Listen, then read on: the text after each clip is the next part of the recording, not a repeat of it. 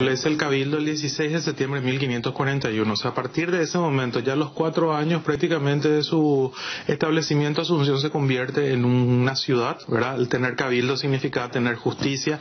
El cabildo cumplía las funciones de municipalidad y de tribunal judicial, ¿verdad? Entre otras funciones que tenía. Desde 1537 hasta 1811 no fue mucho su crecimiento. La ciudad prácticamente terminaba en la calle México y aquí hacia el norte terminaba en la parte de lo que sería la calle Igatimí y por ahí, ¿verdad? Ya eran las afueras de la ciudad. Hasta que Rodríguez de Francia, siendo dictador a fines de la década de 1820, hace la disposición en Damero, en el centro de la ciudad, con lo cual se demolieron algunas casas. Siempre el Vito se dijo que eso fue a propósito para derrumbar las casas de los enemigos, pero en realidad fue el establecimiento y fueron indemnizados los propietarios. Entonces se establece un impuesto a los vecinos en 1862 y pone a cargo del proceso de empedrar las calles de Asunción al coronel austrohúngaro Francisco Wiesner de Morgenstern, quien es el encargado de comenzar a empedrar. Obviamente después viene la guerra, eso queda postergado y se comienza a completar el empedrado de las calles más o menos a comienzos del siglo XX. Antes de eso era todo tierra. Claro, las calles de Asunción eran de tierra como cualquier población americana de aquella época, ¿verdad?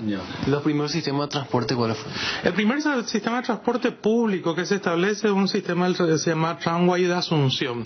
Era un tranvía de mulitas de una empresa inglesa que hacía el trayecto entre el puerto de Asunción y la estación del ferrocarril.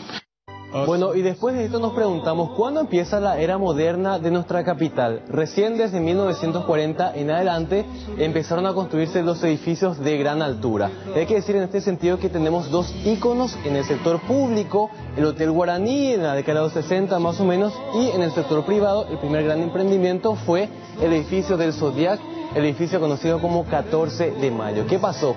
Stroessner, el expresidente, empezó a poner impuestos a las casas antiguas. Por eso es que la mayoría fue demolida para dar lugar a los edificios más modernos.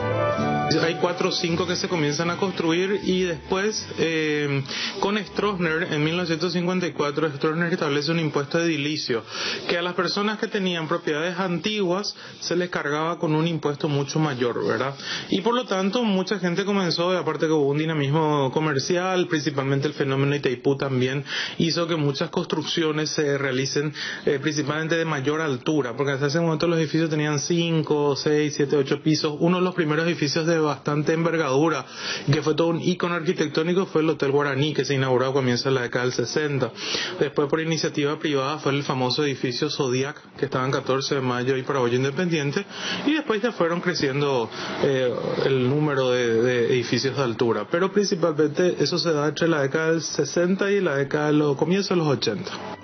Bueno, más allá de todos los avances y desafíos pendientes, tenemos que decir que nuestra ciudad tiene todavía muchos aspectos desconocidos por muchos de nosotros acerca de su riquísima historia Yolanda Carr.